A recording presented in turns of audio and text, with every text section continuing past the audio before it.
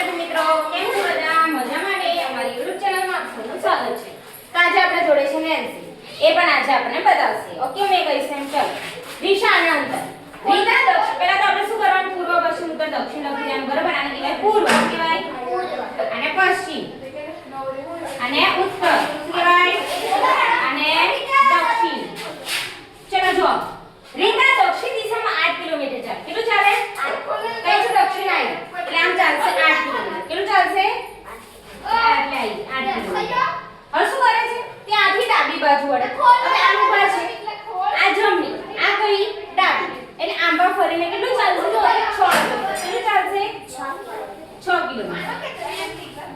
બરાબર? હવે જો દક્ષિણ દિશામાં ચાલી, ત્યાંથી ડાબી બાજુ છે. ડાબી બાજુ. તો મારી ડાબી બાજુ આવી. એટલે હું આમ ફરી. અહીંથી 6 કિલોમીટર ચાલી. કેટલું ચાલી? તો પોતાના સ્થાનથી કેટલી દૂર છે જો તો અહીંથી ચાલુ કરેલું અહીંથી આ કેટલી દૂર છે? હવે આનો શું આવે? પાયથાગોરસનો પ્રમેય. કયો આવે? પાયથાગોરસનો પ્રમેય. કે આની અંદર આપણે a આપી દઈએ, b ને c.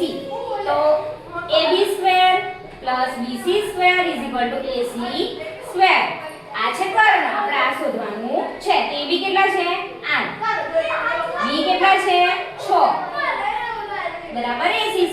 8 નો વર્ગ 64. 6 નો વર્ગ 36. થઈ ગયું? હવે દેખો 6 નો વર્ગ 36. તો આ બેનો સરવાળો કરીએ તો કેટલો થાય? 100 થાય. કેટલો થાય? ac² બરાબર 100.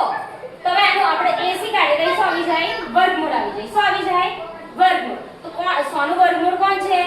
10. કોણ આવે? 10. તો આપણો રાઈટ આન્સર 100 આવી જાય. કેટલું દૂર છે? 10 કિલોમીટર. કેટલું દૂર છે? રાઈટ આન્સર 100 આવી જાય 10 કિલોમીટર. ઓકે, કેટલી દૂર હશે? 10 કિલોમીટર. ઓકે વિદ્યાર્થી મિત્રો, જો તમને મારી વિડિયો